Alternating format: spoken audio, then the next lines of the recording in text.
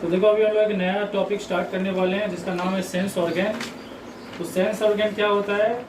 वो ऑर्गन जो कि हम लोग को इंटरनल और एक्सटर्नल और इन्वायरमेंट के बारे में अवेयर करता है। मान लो मेरा पेट दर्द दे रहा है तो उसके बारे में भी मेरे को अवेयर कौन कर रहा है? मेरा सेंस ऑर्गन अवेयर कर रहा है। और अगर सोच लो कि बाहर में कोई चीज़ है जिसको देख के या तो हम डर रहे हैं या खुश हो रहे हैं, तो वो चीज़ भी, उस चीज़ के बारे में भी अवेयर कौन कर रहा है? सेंस ऑर्गन अवेयर कर रहा है। तो सेंस ऑर्गन वो हर चीज़ है जो हम लोग को एक्सटर्नल और इंटरनल इन्वायरमेंट के बारे में अवेयर करता है। कोई भी बाहरी चीज़ या अंदरूनी चीज़ के बारे में अवेयर करता है। जैसे भूख लगना, तो वो भी एक स्टिमुलस है। तो उस स्टिमुलस के बारे में भी मुझे अवेयर कौन कर रहा है? मेरा सेंस ऑर्गन कर रहा है। अगर सेंस ऑर्गन एक्टिव नहीं रहेगा तो मुझे पता ही नहीं चलेगा। तो सेंस ऑर्गन क्या क्या हो सकता है?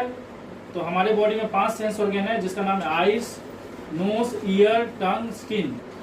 आंख देखने के लिए, कान सुनने के लिए, टंग टेस्ट करने के लिए, नाक सूंघने के लिए, और स्किन कुछ भी चीज को फील करने के लिए, चाहे वो टच हो, पेन हो, प्रेशर हो, कुछ भी चीज को फील करने के लिए स्किन है। ये सारा चीज आपको समझ में आ रहा है? हाँ। तो जो भी चीज कोई भी स्टिमुलस को सेंस करता है, मतलब हमारे एक्सटर्नल और इंटरनल इन्वायरमेंट में जो बदलाव आ रहा है उसको सेंस करता है, उसको क्या बोलते हैं? उसको रिसेप्टर बोलते हैं। तो रिसेप्टर क्या है? रिसेप्टर एक स्पेशलाइज्ड टिश्यू है या सेल है जो कि किसी भी स्टिमुलस को क्या कर सकता है? सेंस कर सकता है। मतलब अलग अलग स्टिमुलस को सेंस करने के लिए अलग अलग टिश्यू और सेल होते हैं। अरे समझ में आ रहा है कि नहीं? तो रिसेप्टर वो सारे सेल और सारे टिश्यू हैं जो कि किसी न किसी स्टिमुलस को क्या करते हैं? सेंस करते हैं। स्टिमुलस आपको समझ में आ रहा है? कोई भी बाहरी और अंदरूनी इन्वायरमेंट में जो चेंजेस होता है उसको स्टिमुलस बोलते हैं। मान लो मेरा हाथ में तो कोई चीज गड़ गया, वो स्टिमुलस है। समझ में आया कि नहीं? और उस गड़ना को सेंस कौन कर रहा है? रिसेप्टर सेंस कर रहा है। तो अब देखो ये रिसेप्टर कितना टाइप का होता है? रिसेप्टर बहुत सारे टाइप के हैं, जिसमें सबसे पहला रिसेप्टर है मैकानो रिसेप्टर। मैकानो रिसेप्टर जो होता है वो क्या क्या चीज को सेंस करता है? टच, प्रेशर को सेंस करता है। किसके द्वारा सेंस करता है? स्किन के द्वारा। स्किन में ऐसा क्या बदलाव आता है? मैकेनिकल चेंजेस आता है। मैकेनिकल चेंजेस का मतलब हो गया स्किन का शेप एंड साइज में बदलाव आता है, या स्किन का टेम्परेचर में बदलाव आता है, या स्किन के ऊपर जो दबाव पड़ रहा है, प्रेशर, उसमें बदलाव आता है। समझ में आया कि नहीं? तो अगर स्किन में कोई भी तरह का टच फील हो रहा है ना, तो वो एक तरह का मैकेनिकल चेंज है। मैकेनिकल चेंज मतलब कोई शेप एंड साइज में चेंजेस आना। नेक्स्ट आपका केमो रिसेप्टर। केमो रिसेप्टर क्या क्या चीज को सेंस करता है? जैसे कि आपका टंग हो गया और नोज हो गया। टंग जो होता है कोई भी चीज का फ्लेवर को सेंस करता है। कोई भी टेस्ट जो है, हमारे टंग में बहुत सारा टेस्ट बड होता है। खट्टा टेस्ट करने के लिए भी होता है, मीठा टेस्ट करने के लिए भी होता है, बीटा टेस्ट करने के लिए भी होता है। तो ये सब केमिकल के कारण हो रहा है। आप जो भी खाना खाते हो दैट इज केमिकल। और जो चीज सूंघते हो, कोई भी स्मेल, वो भी एक तरह का केमिकल है। कोई भी जो फ्रेग्रेंस है, एक फूल से कोई सुगंध आ रहा है, एक मिठाई से कोई सुगंध आ रहा है, दैट इज ए केमिकल। तो उसको जो सेंस करता है वो क्या है? Chemo receptor. तो नाक और जीभ जो है ना, वो केमिकल को सेंस करता है। नेक्स्ट है आपका फोटो रिसेप्टर। फोटो रिसेप्टर कौन कौन सा चीज है? वो है रॉड और कोन। रॉड और कोन जो है ना, ये कुछ ऐसे सेल हैं जो हमारे रेटिना पे होता है, जिसमें से रॉड का काम है क्लैरिटी प्रोवाइड करना। हम लोग को जो भी चीज क्लियर दिख रहा है ना, साफ सुथरा दिख रहा है, वो क्लैरिटी किसके कारण है? रॉड के कारण है। और जो भी आप दुनिया में कलर देख पा रहे हो, वो कलर किसके कारण है? कोन के कारण। तो कोन जो है ना, वो कलर को सेंस करता है, और रॉड आपको एक क्लैरिटी प्रोवाइड करता है, ताकि आप थोड़ा सा कम लाइट में भी क्या कर सकते हो? अच्छा से देख सकते हो। अगर आपका रॉड में डिफेक्ट हो जाए तो आपको थोड़ा कम लाइट में देखने में क्या होगा? प्रॉब्लम होगा, आपको चीजें धुंधला दिखेगा। तो ये फोटो रिसेप्टर का काम कौन करता है? हमारा आंख करता है। मतलब हमारे आंख के अंदर फोटो रिसेप्टर है। नेक्स्ट आपका थर्मो रिसेप्टर। थर्मो रिसेप्टर किसको सेंस करता है? गर्मी और ठंडा को सेंस करता है। ठीक है। और ये भी काम कौन करता है? स्किन ही करता है। तो यहाँ पे भी देखो, मैकेनो रिसेप्टर में भी स्किन है और थर्मो रिसेप्टर भी स्किन है। स्किन टेम्परेचर को सेंस कर सकता है कि बाहर में गर्मी है या ठंडा है। नेक्स्ट है आपका फोनो रिसेप्टर। फोनो रिसेप्टर नाम से ही पता चल रहा है, फोन मतलब हो गया आवाज। तो जो आपका साउंड को रिसीव करता है उसको बोलते हैं फोनो रिसेप्टर। अब फोनो रिसेप्टर सीधा सीधी कहाँ पे होगा? कान के अंदर होगा। तो ये सब इतने सारे टाइप के क्या है? रिसेप्टर है। ये चीज आपको क्लियर हुआ? अब देखो हम लोग ना आंख का कुछ इंपॉर्टेंट पार्ट्स के बारे में डिस्कस करेंगे। तो आंख से रिलेटेड, हमारे आईज से रिलेटेड कुछ इंपॉर्टेंट पार्ट्स के बारे में डिस्कस करेंगे, जिसमें से सबसे पहला पार्ट है ऑर्बिट। ऑर्बिट क्या होता है? हमारा जो स्कल है ना, स्कल में जो होल होता है, जिस होल के अंदर आई बॉल रहता है, उस होल को क्या बोलते हैं? ऑर्बिट बोलते हैं। और आई बॉल जो है ना, इस ऑर्बिट के अंदर रोटेट कर सकता है, दाएं बाएं ऊपर नीचे। और इसको रोटेट करने में कितना मसल्स यूज होता है? 6 मसल यूज होता है। तो ऑर्बिट क्या, एक सॉकेट है, एक गड्ढा है हमारे स्कल में, जिसमें आपका आई बॉल फिट रहता है। और आई बॉल को मूव कौन कराता है? 6 मसल मिलके मूव कराता है, जितने भी मूवमेंट होते हैं। उसके बाद होता है आपका आईलिड। आईलिड क्या होता है? आईलिड वो होता है जो कि आपका आंख का सामने का हिस्सा को क्या करता है? कवर करता है। अगर आप आईलिड को बंद कर लोगे तो आपको बाहर का चीज दिखाई नहीं देगा। जब आप सो जाते हो तो आपका आईलिड क्या करता है? आपका आंख को कवर कर देता है। ये आईलिड होता क्यों है? आईलिड 2 पर्पस के लिए होता है। पहला पर्पस है कि बाहर का कोई भी चीज आंख के अंदर घुस ना जाए। जैसे सोचो कि कोई कचरा उड़ के आ रहा है तो मेरा आईलिड क्या होगा? ऑटोमेटिक बंद हो जाएगा। अगर बंद नहीं होगा तो कचरा मेरा आंख में जाएगा तो मेरा आंख को इन्फेक्ट कर सकता है, खराबी कर सकता है। और दूसरा पर्पस है, ज्यादा लाइट होने से क्या होता है? आईलिड क्या करता है? अपने आप को शट डाउन कर लेता है, मतलब शट आउट कर लेता है, मतलब अपने आप को बंद कर लेता है, ताकि वो ज्यादा लाइट आपका आंख को डैमेज ना करे। यहाँ तक कि जब आप सोते हो तो आप अच्छा से सो सको, क्योंकि लाइट में तो आप नहीं सो पाओगे ना। अगर अंधेरा रहेगा तब आप अच्छा से सो सकते हो, तो इसलिए आपका आईलिड बंद हो जाता है ताकि आप आराम से सो सको और कोई भी बाहरी चीज आपको डिस्टर्ब ना करे। अगर हम लोग का आईलिड नहीं रहता और हम लोग सोते, आंख खोल के सोते, तो अगल बगल में जो एक्टिविटी रहता है उस पर ध्यान जाता, तो नींद ही नहीं आता। नेक्स्ट है आपका आई लैसेस। आई लैसेस देखो ये होता है, देखो ये जो आंख का जो आपका आईलिड है ना, जो आईलिड है ना, उसी में जो ऐसे से हेयर लाइक स्ट्रक्चर रहता है। जो आपका आईलिड है जो बंद होता है, जो आंख को बंद करता है, उसी के सामने में से हेयर जैसा रहता है कि नहीं, उसको आई लैसेस बोलते हैं। और आई लैसेस का काम क्या है कि कोई भी पार्टिकल आंख में गिर ना जाए। समझ में आए कि नहीं? कोई भी पार्टिकल आंख में गिर ना जाए, उसको रोकता है। जैसे सोच लो कि इधर से कोई पार्टिकल आया, जैसे सोच लो धूल मिट्टी उड़ के आ रहा है, तो धूल मिट्टी जैसे ही उड़ के आएगा तो आई लैसेस, जैसे आप आईलिड को बंद करोगे ना, तो आई लैसेस क्या करेगा? उस धूल मिट्टी को अंदर जाने नहीं देगा और अपने में ही पकड़ के रख लेगा। और क्या करेगा? बाहर की तरफ ऐसे थ्रो कर देगा, क्योंकि आई लैसेस क्या है? ऐसे है, इसमें कोई चीज टकराएगा तो क्या होगा? बाहर की तरफ ऐसे फेंकाएगा। तो आई लैसेस कोई भी भारी चीज को अंदर जाने नहीं देता है। कोई भी अगर चलो कीड़ा उड़ के आ गया तो आई लैसेस में टकरा जाएगा, आई लैसेस में फंस जाएगा, ताकि अंदर जा ना सके। अरे समझ में आ रहा है? उसके बाद है आपका आईब्रो। आईब्रो ये आपका ये वाला हिस्सा है, ये जो दिख रहा है ना यहाँ पे, ये आईब्रो है। आईब्रो क्यों होता है? ताकि कोई भी पसीना जो होता है, स्वेट या बारिश का पानी जो आपका सर, जब बारिश होगा तो आपका क्या हिस्सा भीगेगा? सर भीगेगा। और जब आपका सर भीगेगा तो आपका सर का बाल भी भीगेगा कि नहीं? तो वहां से पानी जो टपक के आ रहा है, वो पानी आपका आंख में जाएगा तो आपका आंख को खराबी भी कर सकता है। हो सकता है वो पानी साफ सुथरा पानी नहीं है। तो समझ रहे हो कि नहीं? क्योंकि हवा में बहुत सारा चीज, डस्ट पार्टिकल सब रहता है ना, तो जब बारिश होगा तो वो डस्ट पार्टिकल सबके साथ आएगा। तो वो डस्ट पार्टिकल अगर आपका आंख में जाएगा तो खराबी करेगा कि नहीं? या पसीना अगर आपके आंख में जाएगा तो वो भी खराबी करेगा, क्योंकि पसीना के अंदर नमक रहता है, वो अगर आपका आंख में जाएगा तो आपको जलन होगा। तो वो आईब्रो क्या करता है? इन चीजों को आंख तक पहुंचने नहीं देता, उससे पहले ही क्या करता है? रोक देता है। जो भी चीज सर के ऊपर से आ रहा है ना, उस चीज को रोक देता है, चाहे वो पसीना हो या चाहे वो रेन वाटर हो। तो वहां पे आप देख सकते हो जो आपका स्वेट है उसके लिए वर्ड क्या यूज किया गया? पर्सपिरेशन। पर्सपिरेशन का मतलब होता है स्वेटिंग। समझ में आएगी? और ये पानी हमेशा ट्रिकलिंग करके आते हैं, मतलब बूंद बूंद करके आते हैं। तो इन सब चीज को ये रोक देता है। उसके अलावा आपका आंख जो देख रहे हो ना, इस आपका आंख और आईब्रो, आपका ये जो आई बॉल है और ये जो आईब्रो है ना, इसके जस्ट बीच में यहाँ पे इस साइड में एक ग्लैंड होता है जिसको बोलते हैं टीयर ग्लैंड। और टीयर ग्लैंड का एक दूसरा नाम लैक्रिमल ग्लैंड है। और ये लैक्रिमल ग्लैंड इस लैक्रिमल ग्लैंड का क्वांटिटी कितना है? ये 6 से 12 डक्ट से बना हुआ है, मतलब 6 से 12 पाइप जैसा चीज से बना हुआ है। और ये क्या करता है? आपका आंख का जो सामने वाला हिस्सा है ना, वहाँ पे क्या चीज को सिक्रेट करता है? टीयर को सिक्रेट करता है। टीयर क्या करता है? अगर आपके आंख में कुछ भी गंदा चीज चले गया, डस्ट पार्टिकल, उसको साफ करके यहाँ पे लाके डिपोजिट कर देता है इस जगह पे। तो यहाँ से क्या होता है? आपका वो सुबह आप क्या कर सकते हो? इसको पानी से फिर साफ करके निकाल सकते हो। ये सारा चीज आपको समझ में आ रहा है? तो ओवरऑल ये आंख का सामने वाला हिस्सा को साफ करता है। और दूसरा चीज ये लुब्रिकेट भी करता है, ताकि लुब्रिकेट क्यों करता है बताओ? ताकि आईलिड और आई बॉल के बीच में फ्रिक्शन ना हो। अगर चलो ये लुब्रिकेट नहीं करेगा तो जो आईलिड है ना वो बंद होगा ना, तो आईलिड जब बंद होगा तो किसको टच करेगा? आई बॉल को टच करेगा। तो उससे फ्रिक्शन के कारण ऐसा भी हो सकता है कि आपका आई बॉल घस जाए। तो फिर चिपक जाए उसी आईलिड। हाँ, वैसे चिपक जाए, कुछ भी हो सकता है।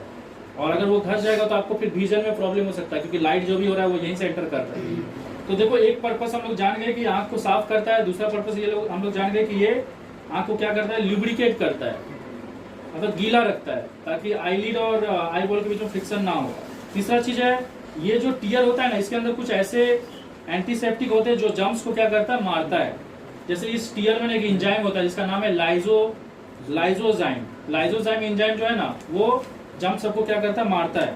प्लस आंसू निकलना ना एक इमोशन को भी दिखाता है कि आप खुश हो या दुखी हो। कभी कभी हम लोग दुख में भी रोते हैं, कभी कभी खुशी होकर भी रोते हैं, तो इमोशन दिखाने के लिए भी आंसू होता है। इस तरह से समझ में आया। देखो, उसके अलावा यहाँ पे एक पैसेज होता है, ठीक है, यहाँ पे एक पैसेज होता है। देखो, आपके आंख में जो भी आंसू भर गया है, वो आंसू कहीं से निकलने के लिए तो एक पैसेज होना चाहिए ना। तो वो पैसेज कहाँ होता है, यहाँ पे एक पैसेज होता है, उस पैसेज को बोलते हैं लैक्रिमल सैक।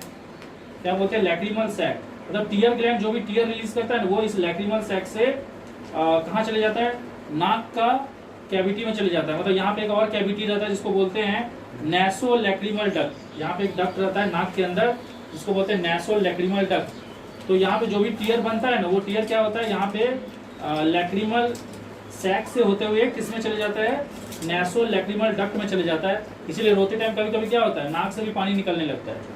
नाक से पानी क्यों निकल रहा है, क्योंकि जो भी आपका पानी है ना, वो लैक्रिमल सैक के थ्रू नैसो लैक्रिमल डक्ट से नाक के थ्रू बाहर निकलने लगता है। ये सारा चीज समझ में आएगी। तो देखो, अभी हम लोग थोड़ा सा आंख का डिफरेंट स्ट्रक्चर के बारे में पढ़ेंगे।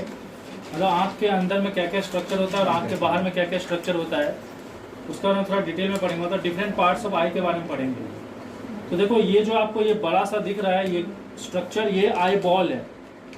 और आई बॉल का जो ये बाहरी लेयर है ना, इसको स्क्लेरा बोलते हैं, स्क्लेरा। और स्क्लेरा जो होता है ना, वो व्हाइट कलर का होता है। और स्क्लेरा जो होता है ना, ओपाक होता है। ओपाक होता है मतलब ये लाइट को अंदर जाने नहीं देता है। मतलब ये जो बाहरी लेयर है ना आई बॉल का, उसको स्क्लेरा बोलते हैं। और ये स्क्लेरा जो है ना, ये क्या होता है, ओपाक होता है और लाइट को अंदर जाने नहीं देता है, ठीक है। और दूसरा चीज है, ये क्या चीज से बना हुआ है, टफ फाइबर से बना हुआ है, ताकि कोई भी बाहर का अगर झटका उटका लगे तो डैमेज ना हो जाए। मतलब मजबूत, मतलब काफी मजबूत है। ये चीज समझ में आ रहा है आपको। अब देखो, यही जो स्क्लेरा है, जब आप अगर फ्रंट पार्ट में आओगे ना, तो यही स्क्लेरा ना यहाँ पे थोड़ा बल्ज हो गया मतलब बाहर की तरफ निकला हुआ है। और यही स्क्लेरा जब सामने में आके थोड़ा बाहर की तरफ निकला हुआ रहता है, उसको क्या बोलते हैं, उस टाइम बोलते हैं उसको कॉर्निया। कॉर्निया क्या होता है, कॉर्निया स्क्लेरा ही है, और वो सामने में आके क्या हो गया, थोड़ा सा बल्ज हो गया, मतलब ऐसे फूला हुआ है। और पूरा का पूरा स्क्लेरा जो होता है वो ओपाक होता है, लेकिन स्क्लेरा का जो हिस्सा सामने में है ना, ये ट्रांसपेरेंट होता है। ये पूरा स्क्लेरा क्या है, ओपाक है, मतलब ये व्हाइट कलर का दिखता है। लेकिन ये जो स्क्लेरा का जो सामने का हिस्सा है ना, ये क्या है, ट्रांसपेरेंट है। और इस हिस्सा को बोलते हैं, ये जो बाहर की तरफ निकला हुआ हिस्सा जो बल्ज आउट हुआ है, इस हिस्सा को बोलते हैं कॉर्निया। समझ में आया। तो कॉर्निया स्क्लेरा का वो हिस्सा है जो कि आंख के सामने की तरफ होता है, बाहर की तरफ निकला होता है। और दूसरा चीज, ये ओपाक नहीं होता है। इसके अगल बगल में जितना भी स्क्लेरा रहता है ना, वो क्या रहता है, ओपाक रहता है। समझ में आया कि नहीं। और ये कॉर्निया ही वो हिस्सा है जहां से लाइट कहाँ जाता है, आंख के अंदर जाता है। तो ये क्या करता है, लाइट को अलाउ करता है आंख के अंदर जाने में। ये सारा चीज समझ में आया। और ये जो स्क्लेरा रहता है ना, ये एक प्रोटेक्टिव लेयर से कवरिंग रहता है, जिस प्रोटेक्टिव लेयर को बोलते हैं कंजक्टिवा। तो कंजक्टिवा क्या है, एक प्रोटेक्टिव लेयर है जो कि आपका कॉर्निया को कवर करके रखता है, ताकि कॉर्निया को कोई डैमेज ना पहुंचे। और अगर किसी कारण से कंजक्टिवा में कोई डिजीज हो जाए या कोई इन्फेक्शन हो जाए, तो उस डिजीज को क्या बोलते हैं, कंजक्टिविटीज बोलते हैं। और ये जो कंजक्टिवा है ना, ये एक एपिथेलियल टिश्यू है। एपिथेलियल टिश्यू मतलब जिस टिश्यू से हमारा स्किन बना हुआ है। तो हमारा स्किन जिस टिश्यू से बना हुआ है, ये भी उसी टिश्यू से बना हुआ है, ठीक है। मतलब ये सबसे बाहरी लेयर है। यहां तक आपको समझ में आया। अब अगर आप लोग आंख के अंदर जाओगे, तो आंख का जो अंदर का हिस्सा है ना, वो एक लेयर से बना हुआ है, जिसको क्या बोलते हैं, कोरोइड बोलते हैं। क्या बोलते हैं, कोरोइड। और ये जो कोरोइड है ना, इसमें ब्लड वेसल का सप्लाई है। ब्लड वेसल का सप्लाई होने से क्या होता है, आंख के जितने भी सेल्स हैं उसको क्या मिलता है, न्यूट्रिशन मिलता है। ये सारा चीज समझ में आया। और ये जो अंदर का जो लेयर है ना, ये कोरोइड जो है, ये ब्लैक दिखता है। ब्लैक क्यों दिखता है, क्योंकि इसके अंदर इस कोरोइड का जितना भी सेल है ना, वो एक पिगमेंट से बना है जिसका नाम है मेलानिन। और ये मेलानिन पिगमेंट के कारण ही हमारा हेयर भी कैसा दिखता है, ब्लैक दिखता है। तो ये कोरोइड जो है ना अंदर का लेयर, वो भी किससे बना हुआ है, मेलानिन से बना हुआ है। इसीलिए अंदर का जो आंख का जो अंदर का हिस्सा रहता है ना, वो पूरा डार्क रहता है। और डार्क होने से एडवांटेज क्या है, जो भी लाइट अंदर जाएगा ना, डार्क रूम रहेगा तो क्या होगा, जो भी लाइट अंदर जाएगा मतलब जो भी लाइट अंदर जा रहा है उसके कारण जो इमेज बनेगा अंदर में, उसका क्लैरिटी रहेगा। जैसे आप लोग सिनेमा हॉल में जब बैठते हो और जब पूरा रूम डार्क रहता है और सिर्फ स्क्रीन में लाइट जलते रहता है, तो स्क्रीन में जो भी पिक्चर्स दिखते हैं वो क्लियर दिखते हैं कि नहीं। लेकिन अगर सिनेमा हॉल का सारा लाइट ऑन कर दिया जाए और फिर अगर आप वो स्क्रीन में मूवी देखोगे तो आपको उतना क्लैरिटी नहीं मिलेगा। तो डार्क अंदर होना इसलिए जरूरी है ताकि अंदर में इंटरनल रिफ्लेक्शन ना हो। अगर लाइट अंदर में डार्क नहीं रहता और अंदर में क्या होता है, सोच लो व्हाइट रहता, तो व्हाइट चीज क्या करता है, लाइट को रिफ्लेक्ट करता है। तो लाइट को रिफ्लेक्ट करेगा तो लाइट अगर जैसे ही अंदर जाएगा इधर उधर टकरा के पूरा अंदर में ग्लो करने लगेगा, तो आपको बाहर का दुनिया जो है ना वो उतना क्लियर नहीं दिखेगा। और जहाँ दूसरा चीज डार्क कलर जो होता है वो सारा लाइट को क्या करता है, एब्जॉर्ब करता है। तो जैसे ही लाइट अंदर जाएगा तो ये डार्क हिस्सा जो है ना वो लाइट को एब्जॉर्ब कर लेगा, और जिसके कारण आपको बाहर का दुनिया क्या दिखेगा, क्लियर दिखेगा। और ये बाहर का दुनिया तो आप किस जगह से देख रहे हो, उस जगह का नाम है रेटिना। मतलब जो भी लाइट यहाँ अंदर आता है ना वो कहाँ पे जाके गिरता है, रेटिना पे जाके गिरता है। समझ में आया। तो रेटिना वो रीजन है जहाँ पे लाइट अगर गिरेगा तो आप बाहर का चीजों को देख सकते हो। क्योंकि रेटिना किससे कनेक्टेड है, रेटिना ऑप्टिक नर्व के थ्रू ब्रेन से कनेक्टेड है। तो एक्चुअली फाइनली देखता ब्रेन है, पर ब्रेन तभी देखेगा जब इमेज कहाँ बनेगा, रेटिना पे बनेगा। और रेटिना पे इमेज तभी बनता है जब यहाँ पे एक देखो लेंस लगा हुआ है जिसका नाम है क्रिस्टलाइन लेंस। तो सबसे पहले लाइट कहाँ एंटर करता है, सबसे पहले लाइट एंटर करता है कंजक्टिवा, कंजक्टिवा से कहाँ एंटर करता है, कॉर्निया। ठीक है, फिर कॉर्निया से लाइट एंटर करता है किसके ऊपर, लेंस के ऊपर एंटर करता है। और लेंस क्या करता है, उसको फोकस कर देता है किसके ऊपर, रेटिना के ऊपर। और जब रेटिना पे इमेज बनता है ना तो उसको ऑप्टिक नर्व कहाँ तक ले जाता है, ब्रेन के पास। तो फिर ब्रेन फाइनली देखता है। लेकिन एक तो चीज आप यहाँ पे गौर करो, ये जो कॉर्निया है और ये जो लेंस है इसका बीच में और एक लेयर है। इस लेयर को क्या बोलते हैं, इस लेयर को बोलते हैं आइरिस। इस लेयर, हाँ, आपका लेंस और कॉर्निया के बीच में और एक लेयर है जिसको क्या बोलते हैं, आइरिस बोलते हैं। तो सबका जो आंख, अगर आप सबका आंख देखोगे ना तो उसका जो ये सामने का हिस्सा रहता है ना, तो किसी का ब्राउन रहता है, किसी का ब्लू रहता है, अलग अलग कलर का होता है। समझ में आया कि नहीं। देखो किसी का ब्लू कलर का रहता है, किसी का ब्राउन, किसी का ब्लैक कलर का रहता है। ये कलर किसके कारण होता है, आइरिस के कारण। और आइरिस कुछ और नहीं, आइरिस क्या पता है, आइरिस कोरोइड ही है। ये जो अंदर में जो कोरोइड का जो लेयर है ना, वही सामने आके क्या बन चुका है, आइरिस बन चुका है। और आपका आंख का जो अलग अलग कलर होता है वो आइरिस के कारण ही होता है। समझ में आया कि नहीं। और ये जो आइरिस होता है ये कैसा दिखता है, सर्कुलर दिखता है, ऐसे गोल जैसा दिखता है। और इस आइरिस के बीच में यहाँ पे गैप है। ठीक है, यहाँ पे मतलब कुछ भी कवरिंग नहीं है। ये पूरा रीजन जो है ना वो क्या है, आइरिस है। समझ में आया कि नहीं। और आइरिस में यहाँ पे क्या है, होल है। और इस होल को क्या बोलते हैं, इस होल को बोलते हैं प्यूपिल। और ये प्यूपिल वर्ड ना प्यूपा से आया है। प्यूपा मतलब होता है एक डॉल। मतलब जब आपके आंख में कोई अपने आप को देखता है, अगर सोच लो मैं अपने आप को आपके आंख में देखूं तो मेरा शकल एक छोटा सा इमेज यहाँ पे दिखेगा जो कि एक डॉल जैसा लगता है। तो उसी से प्यूपिल को नाम क्या, सॉरी उसी डॉल के नाम पे इसको नाम दिया गया है। इस होल को नाम क्या दिया गया है, प्यूपिल। प्यूपा वर्ड से दिया गया है, प्यूपा वो डॉल का नाम है। ये सारा चीज समझ में आया। तो सबसे पहले देखो क्या हो रहा है, ये है आपका स्क्लेरा आउटर कवरिंग। ये स्क्लेरा ना हर जगह ओपाक है, व्हाइट कलर का है, इससे लाइट पास नहीं कर सकता। और ये स्क्लेरा जब सामने की तरफ आ जाता है तो ये कॉर्निया बन जाता है जो कि ट्रांसपेरेंट है। कॉर्निया को प्रोटेक्ट करने के लिए इसके ऊपर एक लेयर है जिसका नाम है कंजक्टिवा। अब लाइट पहले कहाँ एंटर करेगा, लाइट पहले एंटर करेगा कंजक्टिवा, फिर कहाँ एंटर करेगा, कॉर्निया। फिर यहाँ पे सामने में कौन आ जाएगा, आइरिस आ जाएगा। और आइरिस जो है ना वो आपका आंख को एक अलग अलग कलर देता है। और आइरिस के बीच में यहाँ पे एक होल है, समझ में आया कि नहीं। और वो होल को क्या बोलते हैं, प्यूपिल। तो लाइट ना पहले कॉर्निया आएगा, कॉर्निया से आइरिस का प्यूपिल से होते हुए किसके ऊपर गिरेगा, लेंस के ऊपर। अब देखो लेंस का काम है जो भी लाइट गिर रहा है उसको कहाँ पे फोकस करना, रेटिना पे। लेकिन लेंस अपने आप फोकस नहीं कर सकता। लेंस का साइज को क्या करना पड़ेगा, रेगुलेट करना पड़ेगा। जब आप दूर का चीज देखोगे तो लेंस पतला हो जाता है ताकि फोकल लेंथ बढ़ सके। क्योंकि लेंस जितना पतला होगा फोकल लेंथ क्या होगा, बढ़ेगा। और लेंस जितना वाइडर होगा फोकल लेंथ क्या हो जाएगा, उतना कम हो जाएगा। समझ में आया कि नहीं। तो लेंस का साइज को कौन रेगुलेट करता है? लेंस का साइज को रेगुलेट करता है सिलियरी मसल। और सिलियरी मसल कहाँ से आया? सिलियरी मसल भी कोरोइड ही है। तो कोरोइड क्या है? कोरोइड है ये जो बाहरी लेयर है उसको क्या बोलते हैं? स्क्लेरा बोलते हैं। और आंख का अंदर का लेयर को क्या बोलते हैं? कोरोइड बोलते हैं। तो ये कोरोइड ही यहाँ पे आके दो चीज बन चुका है। एक चीज क्या बन चुका है? आइरिस। और दूसरा चीज क्या बन चुका है? Ciliary muscle. अगर आप यहाँ पे देखो हम लिखे भी हैं, it is an extension of choroid. और अगर आप यहाँ पे भी देखो क्या लिखा है? It is a expansion of choroid, ciliary muscle. तो सिलियरी मसल क्या करता है? इसका लेंस का साइज को क्या करता है? रेगुलेट करता है।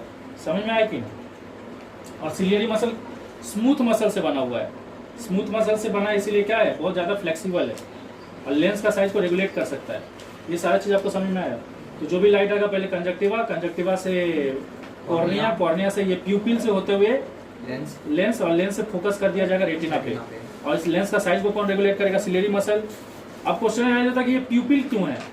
प्यूपिल का पर्पस क्या है? प्यूपिल कंट्रोल करता है कितना लाइट आंख के अंदर एंटर करेगा, अमाउंट ऑफ लाइट एंटर। जब आप बाहर जाते हो रूम से बाहर, तो बाहर में अगर आप अगर धूप में बाहर जाते हो, सनलाइट में बाहर जाते हो, तो ऑलरेडी बहुत ज्यादा लाइट है। वो ज्यादा लाइट क्या कर सकता है? आपका रेटिना को डैमेज कर सकता है। तो प्यूपिल उस टाइम क्या होता है? छोटा हो जाता है। समझ में आया कि नहीं? और छोटा हो जाने से क्या होता है? कम लाइट जाता है, और कम लाइट से भी आप बाहर में देख सकते हो। लेकिन जब आप अपने रूम के अंदर आते हो तो रूम के अंदर उतना लाइट नहीं होता है। तो प्यूपिल क्या करता है? फिर अपने आप को एक्सपैंड कर लेता है। प्यूपिल एक्चुअली कुछ नहीं है, प्यूपिल एक होल है। एक्चुअली एक्सपेंशन कॉन्ट्रैक्शन कौन कर रहा है? आइरिस कर रहा है। तो आइरिस जब अपने आप को एक्सपेंड कर लेगा तो लाइट क्या होगा? अंदर जाएगा। ये सब समझ में आ रहा है? तो प्यूपिल क्या करता है? अमाउंट ऑफ लाइट को रेगुलेट करता है, कितना लाइट अंदर जाएगा। तो जब आप डार्क रूम में आते हो तो प्यूपिल बड़ा हो जाता है ताकि ज्यादा से ज्यादा लाइट अंदर जाए और आप डार्क रूम में भी थोड़ा बहुत देख सको। इसलिए आप लोग जो चीज गौर की होगी, जब भी हम लोग बाहर जाते हैं और रूम के अंदर आते हैं तो कुछ देर के लिए हम लोग को दिखाई नहीं देता है। ऐसा क्यों होता है? क्योंकि जब हम लोग बाहर जाते हैं ना तो हम लोग का प्यूपिल छोटा हो जाता है, और जब हम लोग अंदर आते हैं तो हम लोग का प्यूपिल को बड़ा होने में क्या होता है? टाइम लगता है। और क्योंकि अंदर में आने से लाइट का इंटेंसिटी कम हो जाता है और प्यूपिल थोड़ा टाइम लेता है अपने आप को बड़ा करने में, तो अमाउंट ऑफ लाइट जो आंख के अंदर एंटर करते रहता है वो कम एंटर करते रहता है। लेकिन जब आप रूम के अंदर आ जाते हो तो थोड़ा देरी बाद क्या होता है? प्यूपिल अपने आप को ऑलरेडी बड़ा कर चुका है। तो अब ज्यादा लाइट जाएगा, मतलब रूम के अंदर का ज्यादा लाइट जाएगा तो आपको फिर से क्या होगा? क्लियर दिखेगा। ये सारी चीज समझ में। तो देखो एक चीज और देख लो, ये जो आपका सिलियरी मसल है ना, ये लेंस से डायरेक्टली जुड़ा हुआ नहीं है। इसके और लेंस के बीच में और एक जो चीज है वो है लिगामेंट। यहाँ पे कुछ लिगामेंट है जो कि सिलियरी मसल को किससे जोड़ के रखा है? लेंस से जोड़ के रखा है। और उस लिगामेंट को क्या बोलते हैं? सस्पेंसरी लिगामेंट बोलते हैं। तो याद रखना, सिलियरी मसल और लेंस को कौन जोड़ता है? Suspensory ligament. समझ में आया कि नहीं? मतलब दोनों तरफ से सिलियरी मसल से तो जुड़ा हुआ है लेंस, लेकिन वो किसके थ्रू जुड़ा हुआ है? Suspensory ligament. मतलब सोच लो कि ये एक सिलियरी मसल है जिसमें सस्पेंसरी लिगामेंट है और वो लेंस में आके जुड़ा है। तो ये लिगामेंट जब ये सिलियरी मसल बड़ा, मतलब इसको लेंस को खींचता है या छोटा करता है, तो वो सस्पेंसरी लिगामेंट क्या करता है? उसको एक्सपेंड और कॉन्ट्रैक्ट करने में हेल्प करता है। मतलब सिलियरी मसल सस्पेंसरी लिगामेंट के हेल्प से ही उसको कॉन्ट्रैक्ट और एक्सपेंड करता है। और यहाँ पे नाम से ही पता चल रहा है सस्पेंसरी लिगामेंट का मतलब क्या है? कि सिलियरी मसल जो है ना वो लेंस को सस्पेंड करके रखा है। सस्पेंड मतलब लटका के रखा है। किसके हेल्प से लटका के रखा है? उस लिगामेंट के हेल्प से। समझ में आया कि नहीं? तो देखो ये अभी हम लोग थोड़ा सा आगे डिस्कस करेंगे। तो ये आप लोगों को पता है ये आईबॉल है, और आईबॉल का जो बाहरी लेयर होता है उसको क्या बोलते हैं? स्क्लेरा बोलते हैं, स्क्लेरा। और ये स्क्लेरा ना ओपाक होता है हर तरफ से, सिर्फ सामने में ये जब बल्ज आउट होता है, मतलब बाहर की तरफ जब खुला रहता है तो सामने वाला जो स्क्लेरा रहता है ना वो ट्रांसपेरेंट रहता है, पर बाकी जगह का जो स्क्लेरा है वो क्या होता है? ओपाक होता है, मतलब व्हाइट कलर का दिखता है। और सामने में स्क्लेरा क्या होता है? ट्रांसपेरेंट। उसको क्या बोलते हैं? उसको कॉर्निया बोलते हैं। तो ये सब चीज हम लोग ऑलरेडी डिस्कस कर चुके थे। तो सबसे बाहरी लेयर, एक तो आईबॉल का सबसे बाहरी लेयर क्या होता है? स्क्लेरा। उसके जस्ट अंदर वाला लेयर का नाम होता है कोरोइड। कोरोइड क्या करता है? इसको अंदर से डार्क रखता है ताकि अंदर में लाइट इंटरनल रिफ्लेक्शन ना हो, क्योंकि ब्लैक कलर क्या करता है? लाइट को एब्जॉर्ब कर लेता है। और अंदर में अंधेरा रखना क्यों जरूरी है? ताकि जो भी लाइट यहाँ से फोकस किया जाएगा वो डायरेक्टली कहाँ पे जाके गिरेगा? रेटिना पे। और जो भी लाइट रेटिना पे जा रहा है उसको अंदर का कोई लाइट डिस्टर्ब ना करे, इसलिए अंदर में अंधेरा होना जरूरी है। तो कोरोइड क्या होता है? कोरोइड एक पिगमेंट कंटेंट करता है मेलानिन, जिसके कारण अंदर में काला रहता है। अब देखो इसके बाद एक तो और एक लेयर रहता है अंदर में, मतलब टोटल आई बॉल में 3 लेयर है। सबसे बाहरी लेयर को स्क्लेरा बोलते हैं, उससे जो मतलब मिडिल लेयर है उसको कोरोइड बोलते हैं, और सबसे जो इनर मोस्ट लेयर है ना, सबसे अंदर का लेयर, उसको क्या बोलते हैं? उसको बोलते हैं रेटिना। ये चीज आपको समझ में आया? तो रेटिना क्या है? आपका इनर मोस्ट लेयर है, और रेटिना के पास क्या रहता है? सेंसरी सेल रहता है। सेंसरी सेल मतलब वो सेल जो कि लाइट एनर्जी को क्या करेगा? केमिकल एनर्जी में कन्वर्ट करके, मतलब केमिकल इंपल्स में कन्वर्ट करके किस तक भेज देगा? ब्रेन तक भेज देगा। समझ में आया कि नहीं? मतलब एक तरह से बोल सकते हो कि रेटिना के पास क्या रहता है? ऑप्टिक नर्व रहता है। तो वहां पे जो भी सेंसरी सेल रहेगा ना, वो ऑप्टिक नर्व के थ्रू सिग्नल को कहाँ तक भेज देगा? ब्रेन तक भेज देगा। ये सारा चीज समझ में आ रहा है? तो देखो यहाँ से लाइट ऐसे आएगा अंदर, किसके थ्रू अंदर आएगा? सबसे पहले कंजक्टिवा को क्रॉस करेगा, फिर कॉर्निया को क्रॉस करेगा, फिर लाइट यहाँ पे आएगा। ये 2 जो आइरिस है ना, उसके बीच में जो खाली जगह प्यूपिल, वहां से लाइट एंटर करेगा। लाइट जैसे एंटर करेगा तो लाइट किसके ऊपर गिरेगा? लेंस के ऊपर। अब लाइट को रेटिना तक फोकस करने का काम किसका है? फोकस करने का काम है सिलियरी मसल का। सिलियरी मसल किसके हेल्प से फोकस करता है लेंस को? सस्पेंसरी लिगामेंट के हेल्प से। और जैसे ही लाइट फोकस होगा तो कहाँ पे जाके गिरेगा? रेटिना पे जाके गिरेगा। अब देखो रेटिना पे ना 2 टाइप का सेल होता है। एक तो सेल को बोलते हैं रॉड सेल, और एक होता है कोन सेल। रॉड सेल जो है ना, वो किस चीज के लिए सेंसिटिव है? डिम लाइट के लिए। मतलब रॉड सेल ना आपको डिम लाइट में भी देखने में हेल्प करता है। मतलब अगर थोड़ा बहुत भी लाइट रहेगा ना, तो आपको देखने में हेल्प करता है। एक तरह से बोल सकते हो ये क्लैरिटी प्रोवाइड करता है। हम लोग को जो दुनिया पूरा क्लियर दिखता है ना, क्लियर किसके कारण दिखता है? रॉड सेल के कारण। समझ में आया कि नहीं? और ये क्लैरिटी कैसे प्रोवाइड करता है? एक पिगमेंट के हेल्प से, जिस पिगमेंट का नाम है रोडोप्सिन, या उसको विजुअल पर्पल भी बोलते हैं। तो रॉड सेल जो होता है एक तरह का पिगमेंट प्रोड्यूस करता है, एक तरह का केमिकल प्रोड्यूस करता है, और वो केमिकल के कारण क्लैरिटी आता है। समझ में आया कि नहीं? जिस केमिकल को क्या बोलते हैं? रोडोप्सिन या विजुअल पर्पल बोलते हैं। अब देखो ये केमिकल कब प्रोड्यूस होता है और कब डिस्ट्रॉय होता है, इसको समझना बहुत जरूरी है। जब आप बाहर जाते हो, घर से बाहर, रूम से बाहर, तो बाहर में तो ऑलरेडी सनलाइट है। दिन का टाइम की बात मैं कर रहा हूँ, तो ऑलरेडी सनलाइट है, मतलब बाहर में क्या है? ऑलरेडी बहुत ज्यादा लाइट है, मतलब बाहर में चीजें आपको ऑलरेडी क्लियर दिखेगा। तो बाहर जाने से क्या होता है? ये जो रोडोप्सिन नाम का पिगमेंट है ना, ये डिसइंटीग्रेट हो जाता है, ब्लीच आउट हो जाता है, मतलब खत्म हो जाता है, डिस्ट्रॉय हो जाता है। क्योंकि बाहर में आप क्योंकि बाहर में लाइट बहुत ज्यादा है, तो आप आराम से देख सकते हो। क्योंकि सीधा सा बात है ना, रॉड सेल कौन सा कंडीशन में आपको देखने में हेल्प कर रहा है? डीम लाइट में। तो बाहर में तो डीम लाइट नहीं है ना।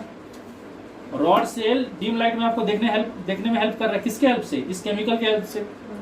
लेकिन बाहर में तो ऑलरेडी लाइट सफिशिएंट है, वहां तो डीम लाइट नहीं है ना।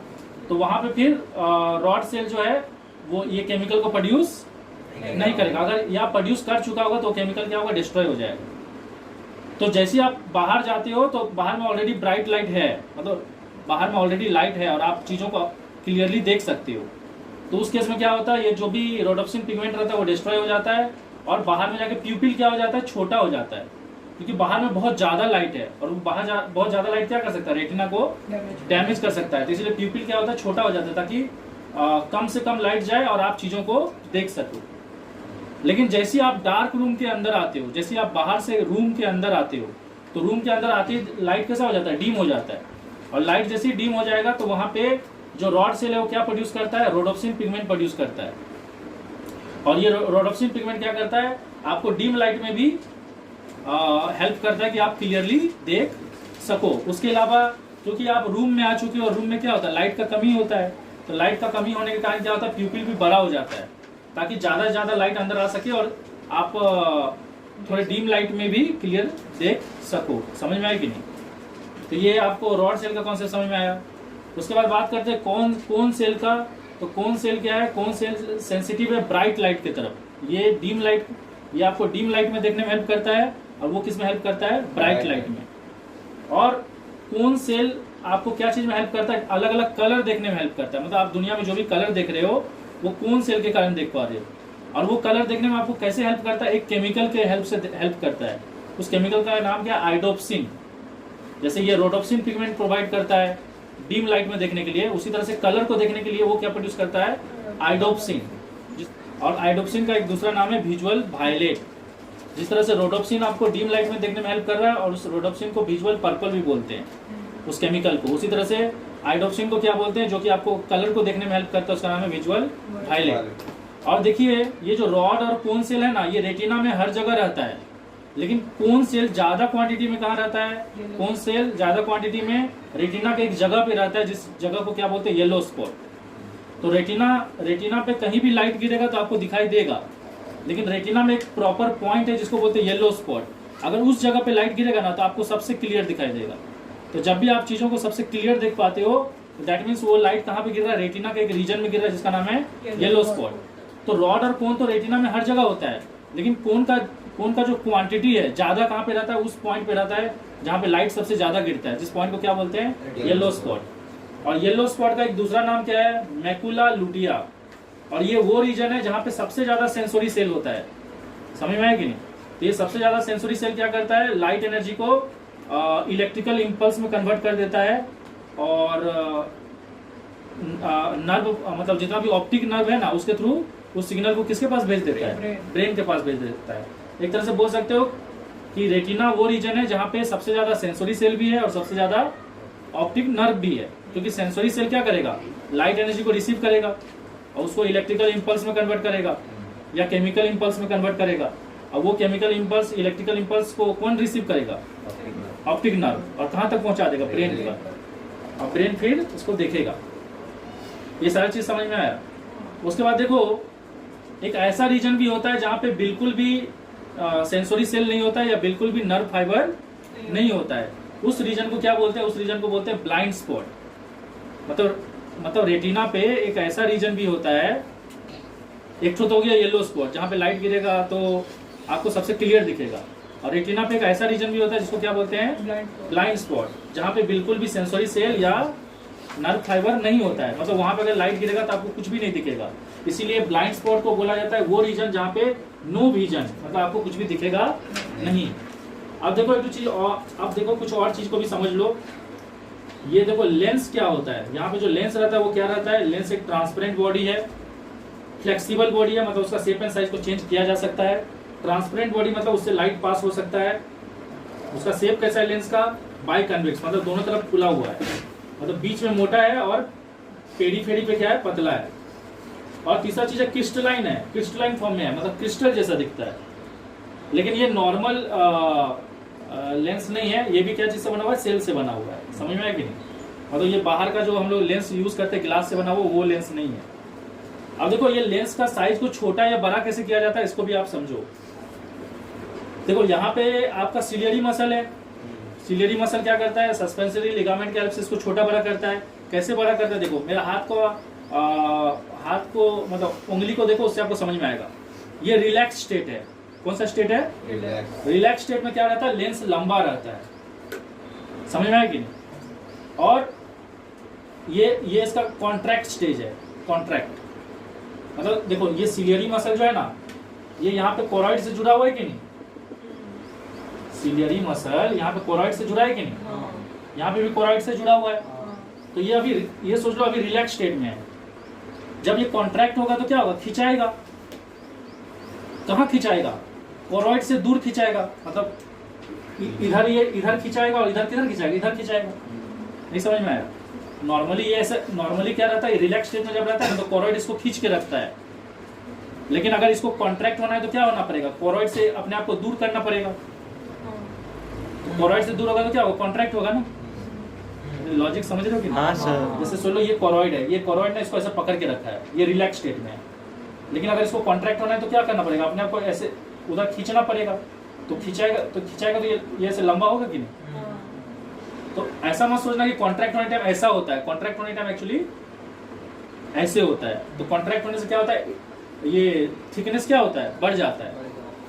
जब सिलियरी मसल कॉन्ट्रैक्ट होता है तो थिकनेस क्या होता है, लेंस का बढ़ जाता है। थिकनेस बढ़ने से फोकल लेंथ कम हो जाता है। फोकल लेंथ कम होगा तो फोकल लेंथ कम किया जाता है जब आप कहाँ का चीज को देखते हो, आसपास का चीज को देखते हो। तो आसपास का चीज को देखने के लिए इसका थिकनेस को क्या किया जाता है, बढ़ाया जाता है। लेकिन जब आपको दूर का चीज देखना रहता है, ज्यादा वाइड दूर का चीज का देखना पड़ता है, तब इसका थिकनेस को क्या किया जाता है, कम किया जाता है, ताकि आप दूर से आने वाला लाइट को भी आराम से देख सको। इसमें क्या हो रहा है, पास से लाइट आ रहा है और दूर से आएगा तो आपको ज्यादा वाइडर एंगल चाहिए ना। तो जब लाइट दूर से आता है तो लेंस पतला रहता है, लेंस क्या रहता है, थिन रहता है, ताकि फोकल लेंथ क्या हो सके, ज्यादा हो सके। दूर का चीज देखने के लिए फोकल लेंथ ज्यादा हो जाता है, पास का चीज देखने के लिए फोकल लेंथ क्या हो जाता है, कम हो जाता है। फोकल लेंथ कम करने के लिए इसको अपना एरिया कम करना पड़ता है, और सॉरी फोकल लेंथ कम करने के लिए इसको अपने आप को थिक करना पड़ता है, और फोकल लेंथ बढ़ाने के लिए यहाँ पे क्या करना पड़ता है, थिन करना पड़ता है। फोकल तो ये थिन कब होता है, जब लेंस क्या रहता है, सॉरी ये थिन कब होता है, जब सिलियरी मसल क्या रहता है, रिलैक्स रहता है, मतलब ये सोच लो रिलैक्स स्टेट में है। और ये थिक कब होगा, जब सिलियरी मसल क्या होगा, कॉन्ट्रैक्ट होगा। कॉन्ट्रैक्ट मतलब अगेंस्ट किसके मूवमेंट करेगा, कोरोइड के, कोरोइड से अवे मूव करेगा। अरे समझ में आ रहा है?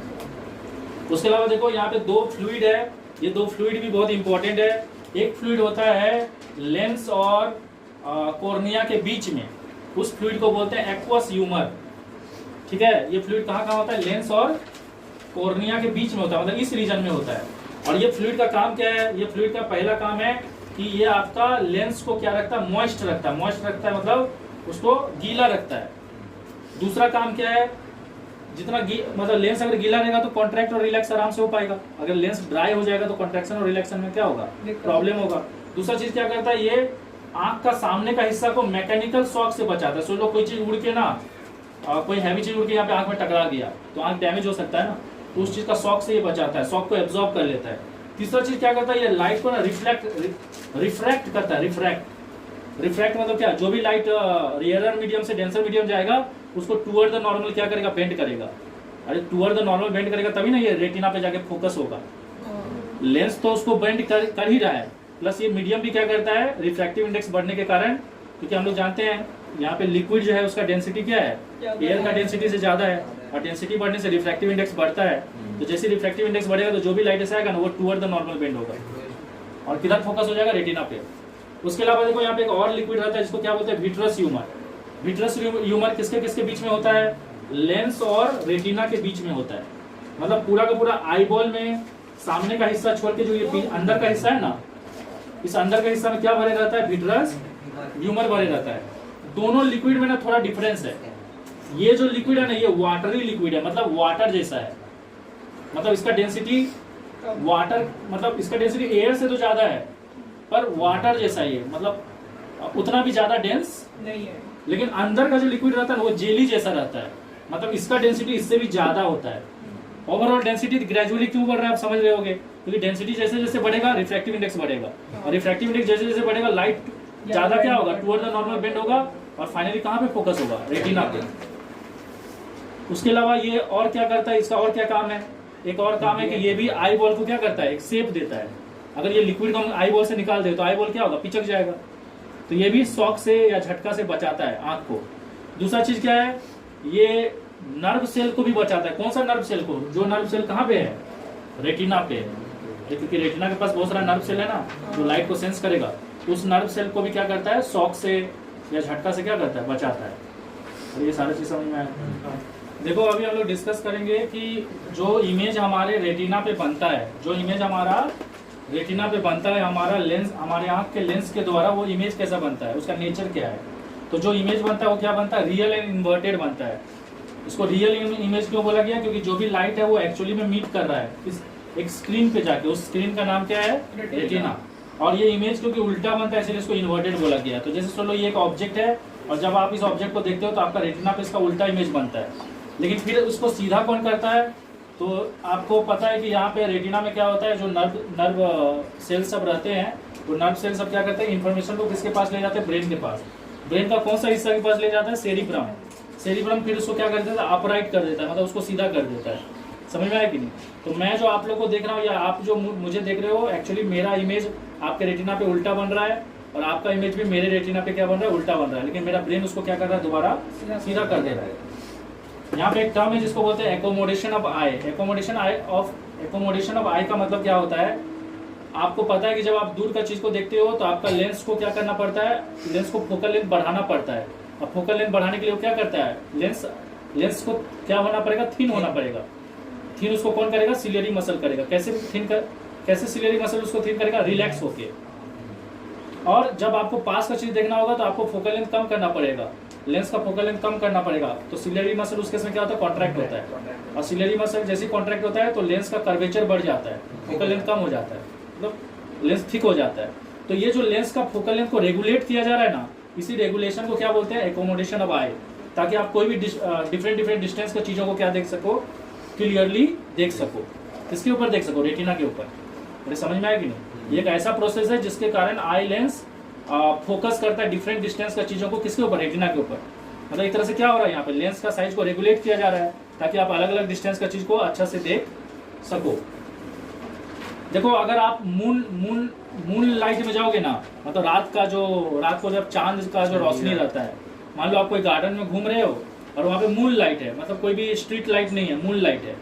उस लाइट में अगर आप फ्लावर सबको देखो, चाहे वो रेड फ्लावर हो, वायलेट फ्लावर हो या पर्पल फ्लावर हो, आप उसको डिस्टिंग्विश नहीं कर पाओगे, आपको सारे के सारे फ्लावर एक ही जैसा दिखेगा। तो ऐसा क्यों होता है, क्योंकि रात के टाइम में मून लाइट में क्या होता है, सिर्फ रॉड एक्टिव रहता है, कोन एक्टिव नहीं, क्योंकि कोन का काम है कलर को देखना, और कोन हम लोग जानते हैं कि ब्राइट लाइट में ही काम करता है, और रॉड कब काम करता है, डिम लाइट में। तो मून का लाइट तो डिम लाइट होता है ना, तो उस टाइम रॉड ही काम करेगा, तो आपको फ्लावर दिखेगा लेकिन कलर पता नहीं चलेगा, आपको लगेगा सारा फ्लावर एक ही कलर का है। ये चीज समझ में आए कि नहीं? अब देखो हमारे आंख में दो टाइप का डिफेक्ट होता है, वैसे और भी टाइप के डिफेक्ट होते हैं जो हम लोग आगे डिस्कस करेंगे, लेकिन मोस्टली सबसे इंपॉर्टेंट ये दो डिफेक्ट है, जिसमें से एक डिफेक्ट का नाम है मायोपिया। मायोपिया में क्या होता है, मायोपिया का एक दूसरा नाम है नियर और शॉर्ट साइटेडनेस। मतलब मायोपिया बीमारी होने से आप सामने का चीज तो देख पाओगे पर दूर का चीज को नहीं देख पाओगे। मायोपिया में एक्चुअली होता क्या है, मायोपिया दो कारण से होता है। पहला कारण है कि आपका आई बॉल जो होगा ना वो थिक हो जाएगा, मतलब आपका जो सिलियरी मसल है ना वो कॉन्ट्रैक्ट हो जाएगा, परमानेंटली कॉन्ट्रैक्ट हो जाएगा, मतलब रिलैक्स होगा ही नहीं। तो अगर सिलियरी मसल कॉन्ट्रैक्ट हो जाएगा तो आई बॉल को क्या करेगा, छोटा कर देगा, और जब आई बॉल को छोटा कर देगा तो उसका फोकल लेंथ क्या हो जाएगा, कम हो जाएगा। जैसे आई बॉल का कर्वेचर बढ़ जाएगा तो फोकल लेंथ कम हो जाएगा। तो जो भी चीज डिस्टेंस, जो भी चीज पास में है वो तो यहाँ फोकस हो जाएगा, लेकिन दूर का चीज को फोकस करने के लिए लेंस को क्या करना पड़ेगा, अपना एरिया बढ़ाना, मतलब इसको अपना जो एक्सपोजर एरिया है वो बढ़ाना पड़ेगा। और एक्सपोजर एरिया बढ़ाने का तरीका क्या है, लेंस को क्या होना पड़ेगा, पतला। लेकिन क्योंकि लेंस अभी कर्वेचर बढ़ गया है तो पास का लाइट जब आएगा तो ये तो उसको फोकस कर देगा, लेकिन जब दूर का लाइट आएगा तो ये उसको वहां तक फोकस नहीं कर पाएगा। मतलब लाइट जो आएगा ना वो यही पास में आके ही मीट करेगा, रेटिना तक पहुंच ही नहीं पाएगा। समझ में आया कि नहीं? तो अब लाइट अगर दूर का केस में क्या हो रहा है, जब भी कोई दूर का चीज देख रहे हो तो लाइट जो भी आ रहा है वो रेटिना तक पहुंच ही नहीं पाएगा, क्योंकि एक तो इसका क्या हो गया है, ये ज्यादा कर्व हो गया है, और दूसरा और एक कारण है कि जब आपको मायोपिया होता है तो आपका जो आईबॉल का जो लंबाई है ना वो भी बढ़ जाता है।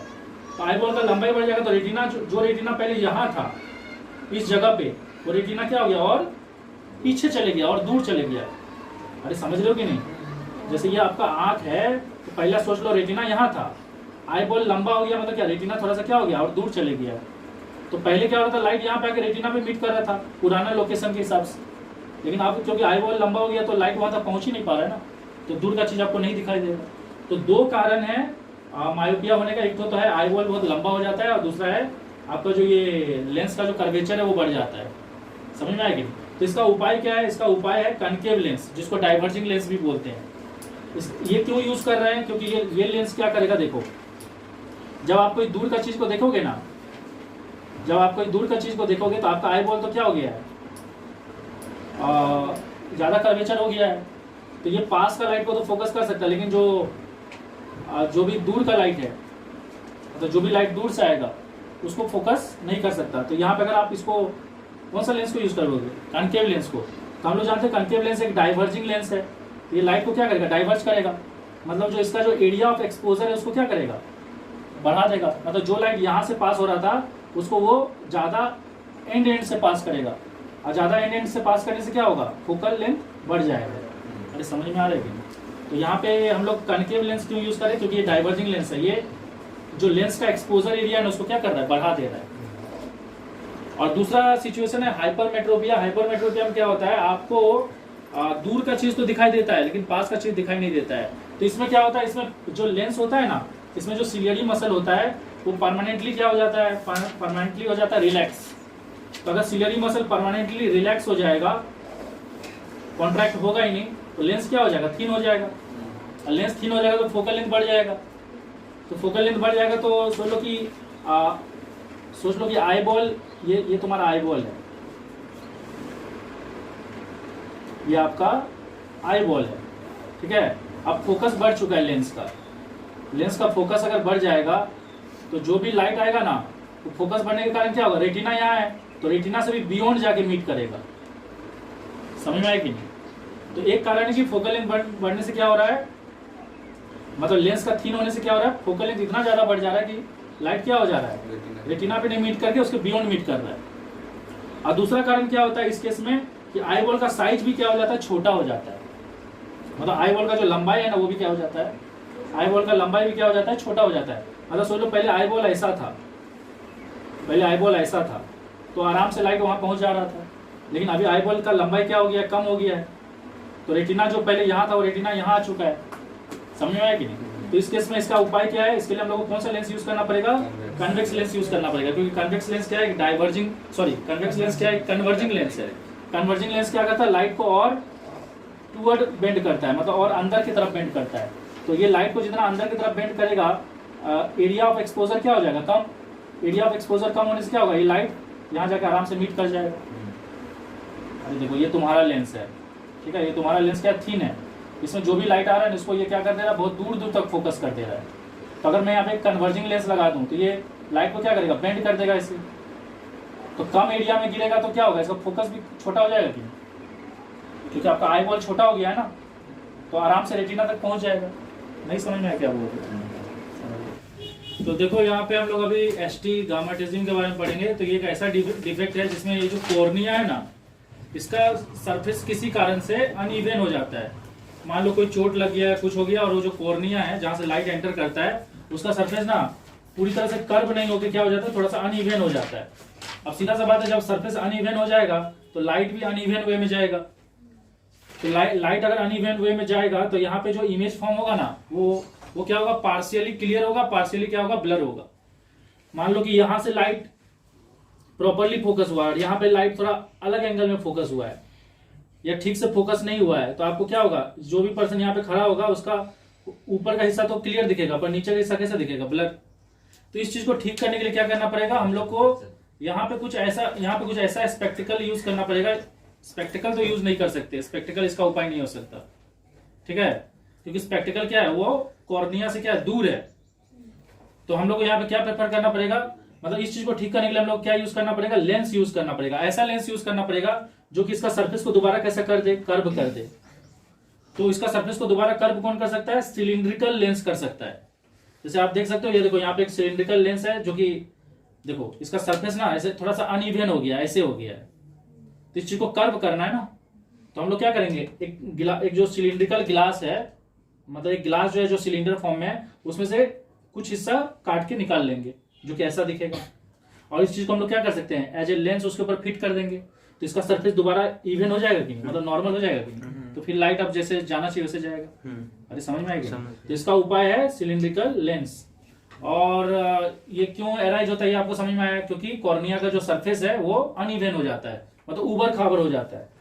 तो लाइट भी जो जाएगा वो सही से नहीं जाएगा ना, कुछ लाइट ऐसे जाएगा, कुछ लाइट पता चला ऐसे चले गया।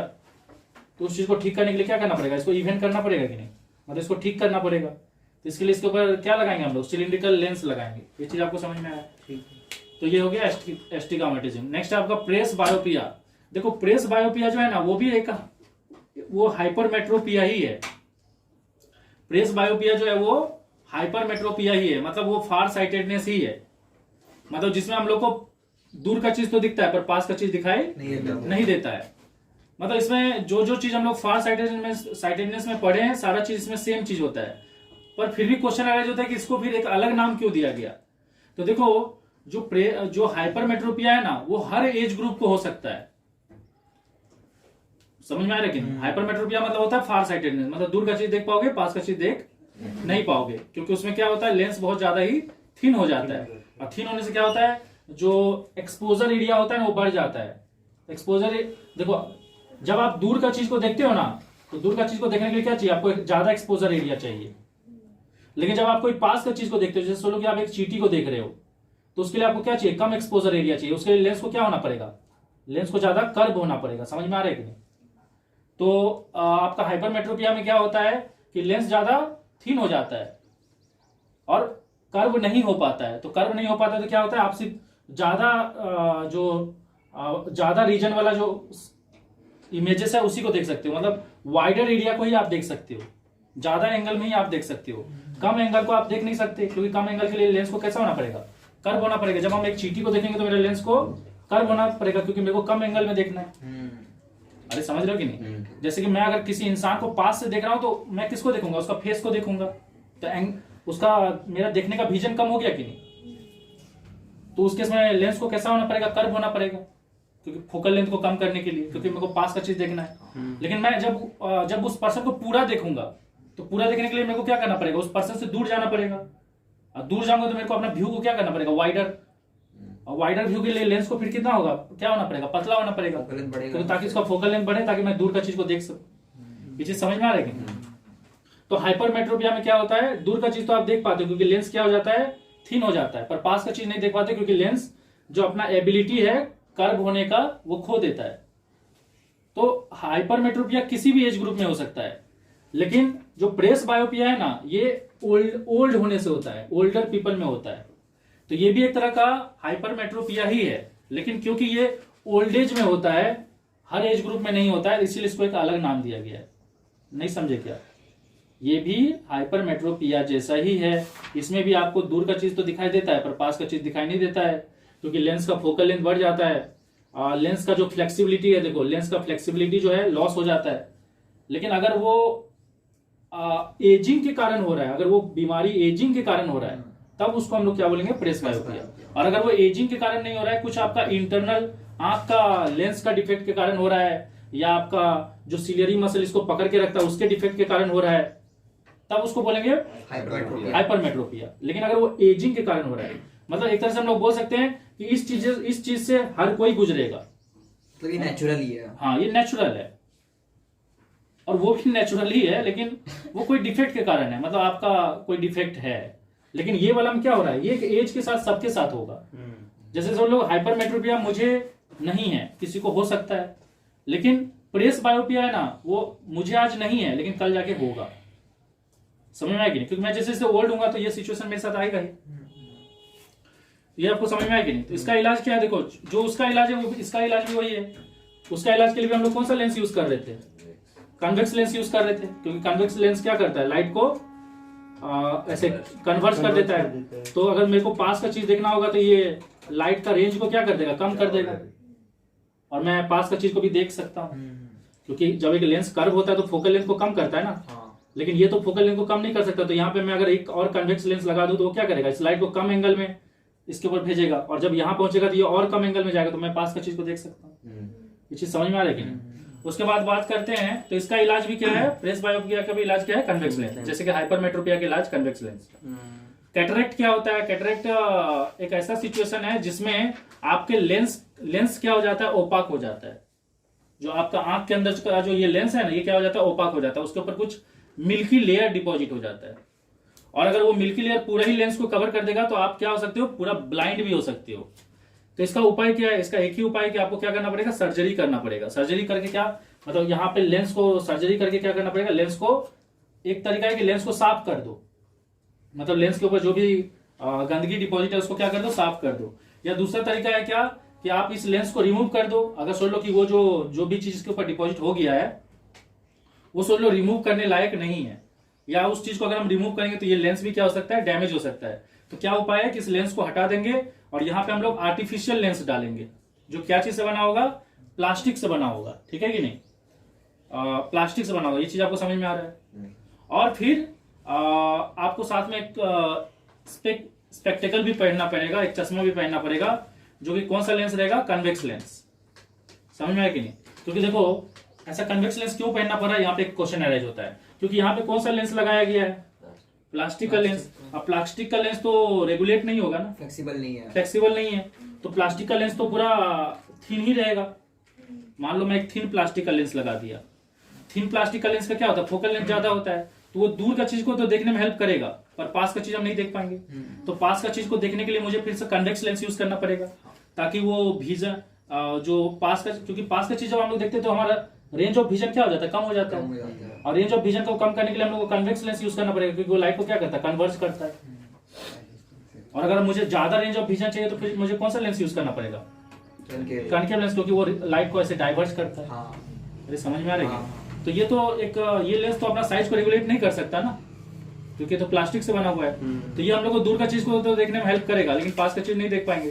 तो पास का चीज को देखने के लिए मुझे फिर से वो हाइपरमेट्रोपिया या प्रेस बायोपिया जैसा सिचुएशन आ जाएगा, तो उसके लिए मुझे कन्वेक्स लेंस यूज करना पड़ेगा। ये चीज आपको समझ में आ रही है? अब देखो परसिस्टेंस ऑफ विजन क्या होता है। परसिस्टेंस ऑफ विजन आप लोग पक्का अपने आप कभी ना कभी फील किए होगे। सोच लो कि आप कोई लाइट की तरफ देखते हो, ठीक है, जैसे सोच लो कि आपका घर में कोई बल्ब जल रहा है और आप उसको थोड़ा देर के लिए देखते हो, और जब आप अपना आंख वहां से हटा लेते हो और कहीं और दीवार पे भी देखते हो ना, तो वहां पे भी आपको लाइट जलता हुआ जैसा दिखता है। ऐसा कभी फील की होगी? या कभी अगर आप फैन को बहुत देरी तक देख रहे हो, आपका घर में जो रूम में फैन लगा हुआ है उसको अगर आप बहुत लंबे टाइम तक देख रहे हो, और कुछ टाइम बाद अगर आप कहीं और भी देख रहे हो, तो आपको उस वैसे जैसे फैन में 3 पंख मतलब विंग्स लग, हाँ 3 ब्लेड लगे रहता है, वैसे ही लगेगा कि इस दीवार पे भी आपको दिखेगा। समझ में आ रहा है?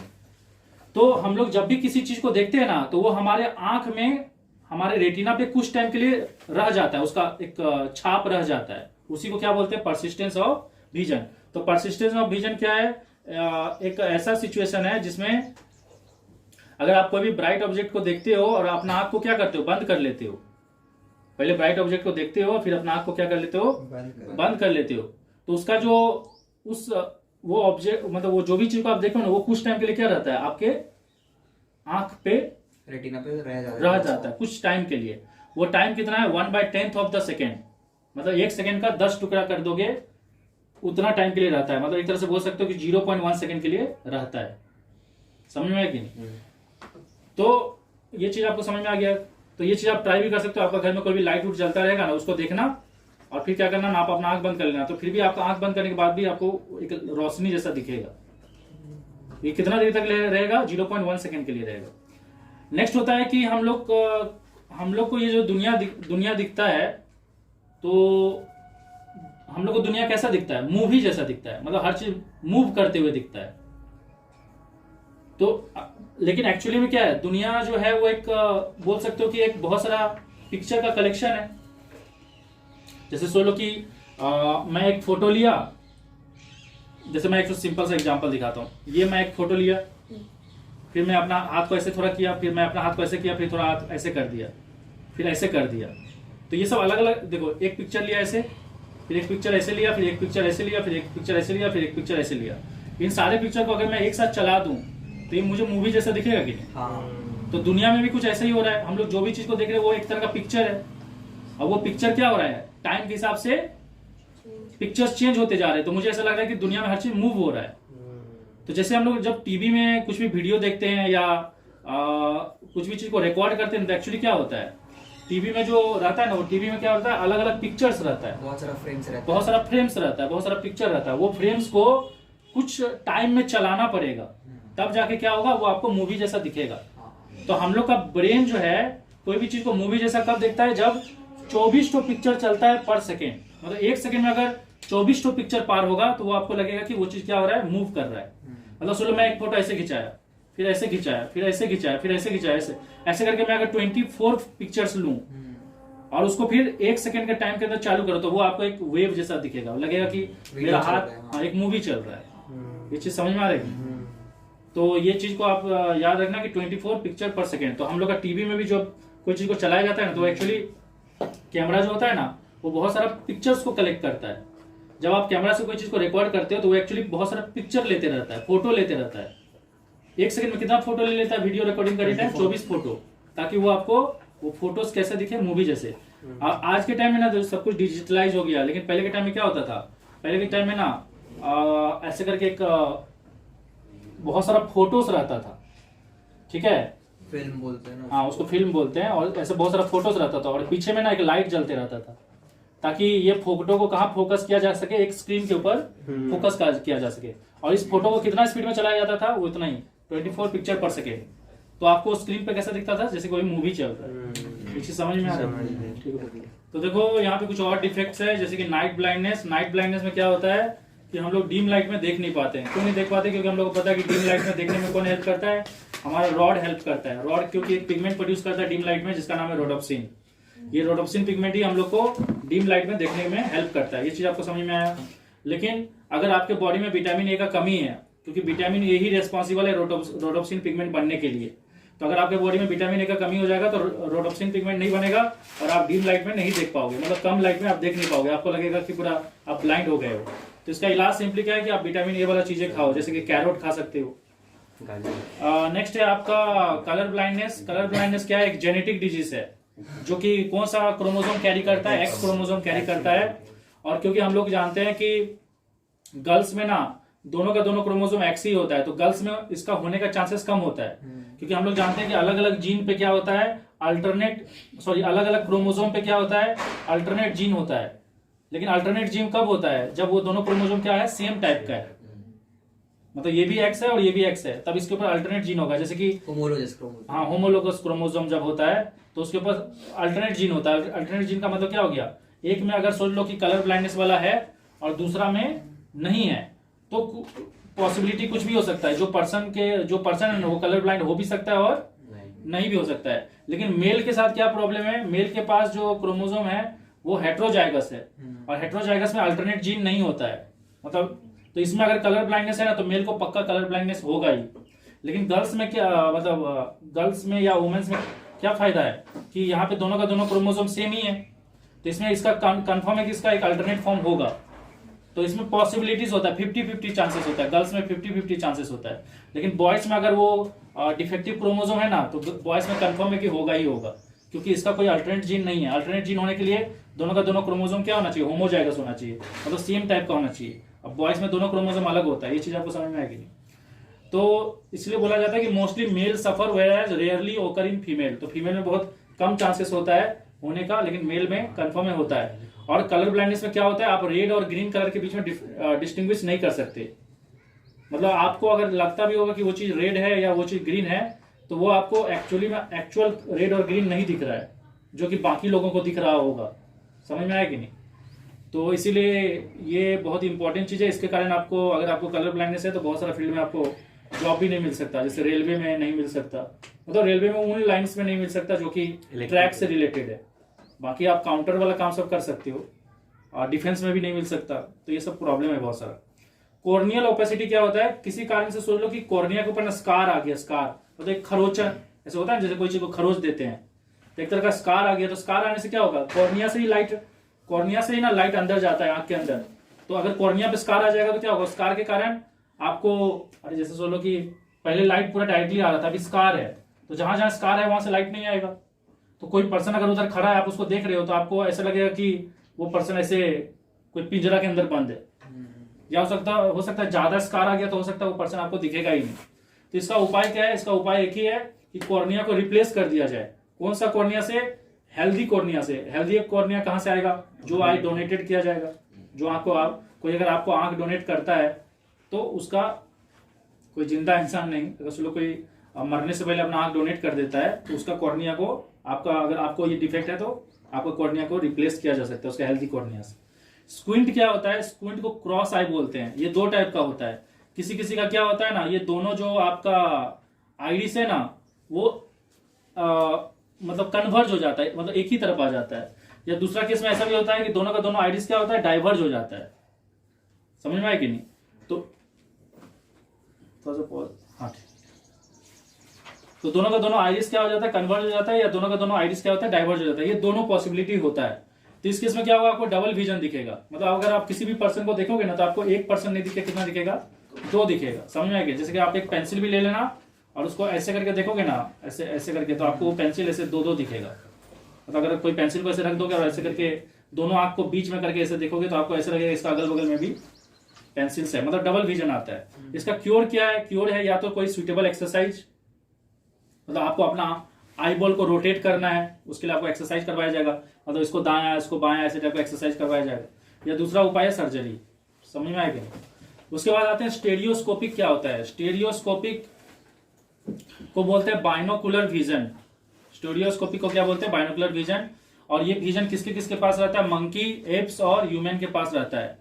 और इस विजन के कारण आप दो चीज को देख सकते हो, दूरी को देख सकते हो और डेप्थ को भी देख सकते हो।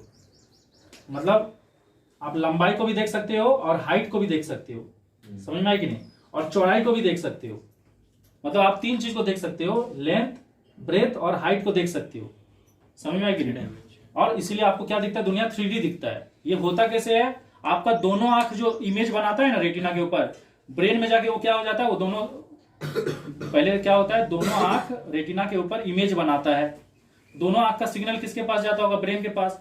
ब्रेन में जाके क्या होता है? वो दोनों जो इमेज है ना, जो दोनों आंख का रेटिना में बना है, वो दोनों का जो सिग्नल है वो क्या होता है? ओवरलैप हो जाता है। और ओवरलैप होकर क्या इफेक्ट देता है? 3D इफेक्ट देता है। समझ में आया कि नहीं? तो आपका दो आंख होने के कारण क्या होता है? चीजें आपको 3D दिखता है। अगर आप एक ही आंख से देखते हैं तो आपको थोड़ा सा वो 3D वाला फीलिंग नहीं आएगा, 2D लगेगा। 2D टाइप का लगेगा। नहीं आता है, नहीं आता है। ऑपरेशन करा जा। ठीक है, मैं बात सुना। तो आपका दोनों आंख जो इमेजेस बनाता है ना रेटिना के ऊपर, उसका सिग्नल जाके ब्रेन में जाके ओवरलैप होके दो इमेज मिलके क्या देता है? आपको 3D इफेक्ट देता है, जिसके कारण आप डेप्थ को भी देख सकते हो और लंबाई और चौड़ाई को भी देख सकते हो। मतलब आप डिस्टेंस को भी देख सकते हो और डेप्थ को भी देख सकते हो। समझ में आया कि नहीं? यहाँ तक कि आप डिस्टेंस को कंपैरिजन भी कर सकते हो, कहाँ पे ज्यादा है कहाँ पे कम। आप डेप्थ को भी कंपैरिजन कर सकते हो, कहाँ ज्यादा कहाँ कम। मतलब एक 3D व्यू देता है। तो देखो अभी हम लोग ईयर के बारे में डिस्कस करेंगे। तो ईयर जो है ना, आपका जो कान है वो 3 सेक्शन में डिवाइडेड है। जो सेक्शन बाहर दिखता है उसको बोलते हैं आउटर ईयर, और उसके बाद जो सेक्शन कान के अंदर है वो 2 पार्ट में डिवाइडेड है। मतलब जो सेक्शन बाहर दिखता है उसको बोलते हैं आउटर ईयर, और बाकी 2 सेक्शन जो है ना वो अंदर की तरफ है, जो आपको दिखाई नहीं देता है, वो है मिडिल ईयर और इनर ईयर। आउटर ईयर में क्या क्या आता है? जो जिस चीज से साउंड एंटर करता है उसको बोलते हैं पीना, और ये साउंड पीना से एक कैनाल से होते हुए जाता है, जिसको बोलते हैं ऑडिटरी कैनाल। और ऑडिटरी कैनाल के बाद यहाँ पे एक ड्रम लगा हुआ है, एक ब्लॉकेज है। मतलब इससे आगे अगर कोई चीज कान के अंदर एंटर भी करेगा तो वो इससे आगे जा नहीं पाएगा। तो यहाँ पे एक ब्लॉकेज है, उस ब्लॉकेज को क्या बोलते हैं? Ear drum. ईयर ड्रम का एक दूसरा नाम है टिम्पैनम। तो पीना, ऑडिटरी कैनाल और टिम्पैनम, ये तीनों मिलकर क्या बनता है? Outer ear. तो जो भी साउंड एंटर करता है, कहाँ से एंटर करता है? पीना से एंटर करता है, ऑडिटरी कैनाल से होते हुए किसको हिट करता है? ईयर ड्रम को हिट करता है। जैसे ईयर ड्रम को हिट करता है, ईयर ड्रम क्या होता है? वाइब्रेट होता है, क्योंकि साउंड एनर्जी कैसे प्रोड्यूस होता है? वाइब्रेशन ऑफ पार्टिकल के कारण। तो जो भी पार्टिकल वाइब्रेट होता होगा वो किसको हिट करता होगा? ईयर ड्रम को। और ईयर ड्रम को जब एक बार हिट करता है तो ईयर ड्रम भी क्या होने लगता है? वाइब्रेट होने लगता है। जैसे ईयर ड्रम वाइब्रेट होता है ना, तो वो वाइब्रेशन मिडिल ईयर में चले जाता है। मिडिल ईयर में 3 ठो बोन्स है। ये हमारे बॉडी का सबसे छोटा बोन्स है। अगर आपको पूछेगा कि smallest bones in our body, तो वो है ये तीनों का नाम है मैलस, इनकस और स्टेप्स। ये एक के बाद एक दूसरे से जुड़े हुए हैं। इन सब का एक अल्टरनेटिव नेम भी है, हैमर, एनविल और स्टीरअप। तो जैसी वाइब्रेशन ईयर ड्रम में आता है, ईयर ड्रम से वाइब्रेशन किसमें ट्रांसफर होता है? मैलस से किसमें ट्रांसफर होता है? इनकस, और इनकस से किसमें ट्रांसफर होता है? स्टेप्स। और फाइनली यहाँ से जो भी वाइब्रेशन है ना, वो 2 विंडो से होते हुए, जिसका नाम है ओवल विंडो और राउंड विंडो, यहाँ से ये वाइब्रेशन किसके पास पहुंच जाता है? कोक्लिया के पास पहुंच जाता है। किसके पास पहुंच जाता है? कोक्लिया के पास। यहाँ तक आपको समझ में आया? तो आपका ये जो मैलस, इनकस और स्टेप्स और ये जो ओवल और राउंड विंडो है ना, ये किस ईयर में आता है? Middle ear. मतलब ये कान का बीच का हिस्सा है। और उसके बाद साउंड फाइनली किसके पास चले गया? कोक्लिया के पास। कोक्लिया किस कैटेगरी में आता है? Inner ear. मतलब ये सबसे अंदर का ईयर है, मतलब ईयर का सबसे अंदर का हिस्सा है। अब कोक्लिया में क्या होता है? देखो कोक्लिया में ना, कोक्लिया का जो स्ट्रक्चर होता है ना, वो कैसा होता है? स्पाइरल शेप होता है। मतलब वो कहीं ना कहीं किसके जैसा दिखता है? स्नेल जैसा दिखता है। अगर आप कोक्लिया को देखोगे, कोक्लिया का स्ट्रक्चर मैं एक डायग्राम वैसे मेंशन कर दूंगा, तो उसमें आप देख सकते हो। तो उसमें वो कोक्लिया कैसा दिखता है? स्नेल जैसा दिखता है। मतलब स्पाइरल शेप दिखता है, और लुक मतलब उसका शेप स्पाइरल रहता है, पर देखने से वो स्नेल जैसा लगता है। समझ में आया कि नहीं? ये कोक्लिया में ना 3 ठो कैनाल होता है। क्या होता है? 3 ठो canal. Canal number 1, canal number 2 and canal number 3। जिसमें से पहला और तीसरा कैनाल में ना एक फ्लूइड होता है जिसका नाम है पेरिलिम। और जो मिडिल कैनाल होता है ना उसमें एक फ्लूइड है जिसका नाम है एंडोलिम्फ, समझ में आया। और ये जो एंडोलिम्फ नाम का फ्लूइड है, तो फाइनली जो वाइब्रेशन है ना ओवल विंडो से और राउंड विंडो से होते हुए किसके अंदर जाता है, कोक्लिया के अंदर। और जब ये वाइब्रेशन साउंड का जो वाइब्रेशन है कोक्लिया के अंदर चले जाता है तो उसके कारण क्या होता है, ये जो कैनाल में जो भी लिक्विड है ना वो भी वाइब्रेट होता है। अरे समझ में आया कि नहीं, जो भी वाइब्रेशन, जो भी साउंड या जो भी वाइब्रेशन अंदर गया वो इन सब से होते हुए ओवल विंडो राउंड विंडो से होते हुए कहाँ पहुंचा, कोक्लिया। कोक्लिया के अंदर जो 3 कैनाल है उसके अंदर फ्लूइड है ना, लिक्विड है ना, ये लिक्विड भी क्या होता है उस वाइब्रेशन के कारण वाइब्रेट होता है। इस वाइब्रेशन को कौन सेंस करता है, मिडिल कैनाल जो है ना उसके अंदर सेंसरी सेल और एक स्पाइरल ऑर्गन होता है जिसको ऑर्गन ऑफ कॉटी बोलते हैं। ये दोनों ही क्या करता है, उस वाइब्रेशन को सेंस करता है। कहाँ से सेंस करता है, उस फ्लूइड से सेंस करता है। जो फ्लूइड कहाँ पे है, मिडिल कैनाल में, और उसको वो किस में कन्वर्ट कर देता है, इलेक्ट्रिकल इंपल्स में कन्वर्ट कर देता है, और फाइनली ऑडिटरी नर्व के थ्रू कहाँ भेज देता है, ब्रेन के पास। इतना प्रोसेस के होने के बाद आप सुनते हो। अरे समझ में आया कि नहीं। सबसे पहले साउंड पीना में गया, पीना से ऑडिटरी कैनाल, फिर ईयर ड्रम, फिर वो वाइब्रेशन ट्रांसफर हुआ मैलस, इनका स्टेप्स, फिर ओवल और राउंड विंडो से होकर पहुंच गया कोक्लिया। कोक्लिया के अंदर जैसे गया तो ये लिक्विड सब वाइब्रेट करने लगा। इस लिक्विड का वाइब्रेशन को दो चीज सेंस करता है, एक है सेंसरी सेल और एक है स्पाइरल ऑर्गन, जिसको ऑर्गन ऑफ कॉटी बोलते हैं।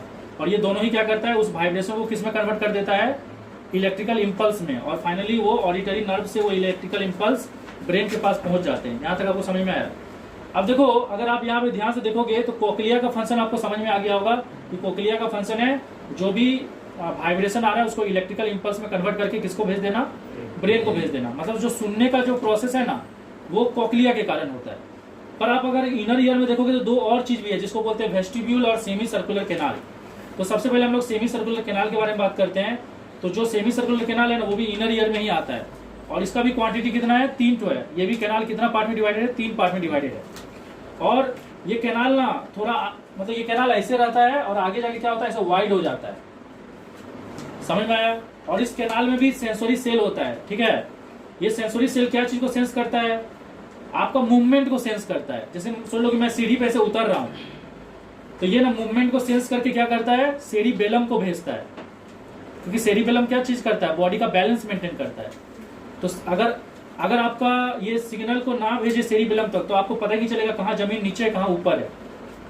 अरे जब हम लोग रोड में चलते रहते हैं, अगर हम लोग अंधेरा में भी चलते रहते हैं तो हम लोग का पाँव क्या करता है, सेंस करते रहता है कि नहीं, कहाँ ऊपर कहाँ नीचे, ये सबको सेंस करता है कि नहीं, हम लोग गिर नहीं जाते हैं। तो ये जो मूवमेंट हो रहा है इसको सेंस कौन करता है, ये सेंसरी सेल सेंस करता है, जो कि किसके अंदर है, सेमी सर्कुलर कैनाल के अंदर है, ठीक है।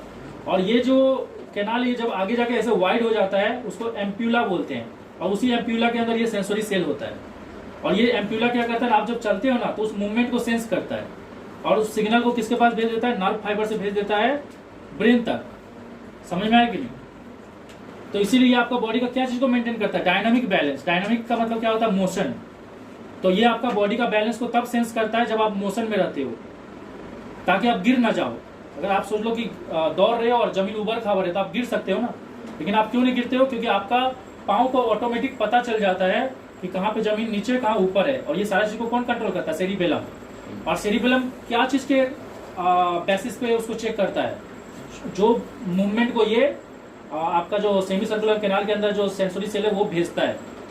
मतलब ये पाँव नीचे हुआ तो वो उसको भेजता होगा कि ये नीचे हो गया, ये पाँव नीचे हुआ तो भेजता होगा, ऐसे करके वो भेजते रहता है दोनों का। और देखो ये जो सेंसरी सेल है ना फाइनली क्या करता है, उस वाइब्रेशन को इलेक्ट्रिकल इंपल्स में कन्वर्ट करके नर्व फाइबर के थ्रू ब्रेन तक भेजता है। लेकिन ब्रेन तक ना ये डायरेक्टली नहीं जाता है। जैसे सोच लो कि ये है ऑडिटरी नर्व। ऑडिटरी नर्व किसको ले जा रहा है, साउंड, जो साउंड हम लोग सुने उसको ले जा रहा है। और ये जो सेंसरी सेल है इसका जो नर्व फाइबर होता है वो किसको ले जा रहा है, कौन सा सिग्नल को ले जा रहा है, आपका मोशन को सिग्नल को ले जा रहा है। ये दोनों नर्व फाइबर जो है ना आगे जाके मतलब ये जो मोशन वाला नर्व फाइबर है ना वो आगे जाके ऑडिटरी नर्व से जुड़ जाता है और फाइनली ब्रेन के अंदर चले जाता है। अरे समझ में आया कि नहीं। और ये अंदर जाके इसमें से एक नर्व फाइबर किसके पास चले जाता होगा, सेरिब्रम के पास चले जाता होगा, क्योंकि सेरिब्रम सुनता है। और वहां से एक नर्व फाइबर किसके पास चले जाता होगा, सेरिबेलम। लेकिन ये दोनों नर्व फाइबर एक पॉइंट पे आके जुड़ता है। मतलब ये जो मोशन वाला नर्व फाइबर है ना जो सेमी सर्कुलर कैनाल से अराइज होता है वो आगे जाके कोक्लिया के अंदर जो कोक्लिया से जो अराइज होता है ना नर्व फाइबर, ऑडिटरी नर्व, उससे जाके जुड़ता है, तब जाके ब्रेन में एंटर करता है। अब ब्रेन में जाके फिर डिवाइड हो जाता है। एक हिस्सा चले जाता है सेरिबेलम के पास, जो कि बैलेंस मेंटेन करता है, और एक हिस्सा चले जाता है सेरिब्रम। यहाँ तक आपको समझ में आया। हाँ। अब देखो यहाँ पे एक और तीसरा चीज भी है जिसको बोलते हैं वेस्टिब्यूल। वेस्टिब्यूल क्या है? वेस्टिब्यूल एक ऐसा स्ट्रक्चर है जो सेमी सर्कुलर कैनाल और कोक्लिया को कनेक्ट करता है, मतलब ये इन दोनों का बीच में होता है। मान लो ये कोक्लिया है और ये सेमी सर्कुलर कैनाल है, इन दोनों को वेस्टिब्यूल क्या करता है? कनेक्ट करता है। अब आपका दिमाग में आ रहा होगा कि यहाँ पे हम दो लाइन क्यों बनाए, क्योंकि वेस्टिब्यूल जो है ना वो दो पार्ट में डिवाइडेड है। उसमें से एक तो पार्ट को बोलते हैं यूट्रिकुलस और एक तो पार्ट को बोलते हैं सैकुलस। और इन दोनों में भी क्या होता है? एक सेंसरी सेल होता है जो कि आपका बॉडी का कौन सा बैलेंस को मेंटेन करता है? ये आपका बॉडी का स्टैटिक बैलेंस को मेंटेन करता है। मतलब जैसे सोच लो कि मैं बैठा हुआ हूँ तो बैठे बैठे गिर भी सकता हूँ ना। तो जैसे ही मेरा बॉडी सोच लो एक तरफ टिल्ट होगा, मान लो कि मैं एक जगह ऐसे बैठा हुआ, सोच लो ऐसे बैठा हुआ, मेरा बॉडी जैसे इधर टिल्ट हुआ तो मैं इधर गिर भी सकता हूँ ना। तो ये तुरंत क्या करेगा? मेरा बॉडी को सिग्नल दे देगा। ये जो यूट्रिकुलस सैकुलस है ना, ये सिग्नल नर्व फाइबर के थ्रू किसको देगा? कोई सेरिबेलम को देगा। तो सेरिबेलम जैसे ही सेंस करेगा कि बॉडी इधर ज्यादा इंक्लाइंड हो रहा है तो ऑटोमेटिक आपके अंदर एक फीलिंग आएगा कि बॉडी को हम लोग को क्या कर लेना है? ऐसे कर लेना है। तो जब आप बैठे रहते हो तब जो आपका बैलेंस मेंटेन होता है ना, अरे आप किसी पोस्चर में बैठे हो ना, कोई झुक के बैठा रहता है, कोई सीधा बैठे रहता है, कोई टेढ़ा बैठे रहता है, उस टाइम जो आपका बॉडी का बैलेंस मेंटेन करता है ना, वो कौन मेंटेन करता है? वेस्टिब्यूल के अंदर जो सैकुलस और यूट्रिकुलस नाम का पार्ट है, उसके अंदर जो सेंसरी सेल है ना, वो कंट्रोल करवाता है। कैसे कंट्रोल करता है? वहाँ पे जो भी सेंसरी सेल है ना, वो आपका बॉडी का स्टैटिक बैलेंस को सेंस करता है और किसको भेजता है? सेरिबेलम को भेजता है। और जब आप चलते फिरते रहते हो तब कौन काम करता है? Semi circular canal. मतलब ओवरऑल ये समझ लो, ये स्टैटिक बैलेंस मेंटेन करता है और ये डायनामिक बैलेंस। और कोक्लिया जो है ना वो सुनने में हेल्प करता है, ये साउंड एनर्जी को ब्रेन तक भेजता है। ये जब आप बैठे रहते हो तब आपका बॉडी का जो पोस्चर है उसको ब्रेन तक भेजता है, और जब आप चलते रहते हो तब जो आपका पोस्चर है वो सेमी सर्कुलर कैनाल भेजता है। ये तीनों का अपना अपना फंक्शन है, समझ में आएगा? तो देखो, इसके अलावा आप लोग ये भी थोड़ा सा दिमाग में रखना, जो कोक्लिया के अंदर जो कैनाल है ना, इसमें से जो पहला कैनाल है उसका नाम है उस कैनाल का नाम वेस्टिब्यूलर, उस कैनाल का नाम वेस्टिबुलर कैनाल है। जो पहला कैनाल है उसको वेस्टिबुलर कैनाल बोलते हैं, और जो तीसरा कैनाल है उसको टिम्पैनल कैनाल बोलते हैं। ये चीज आपको समझ में आया?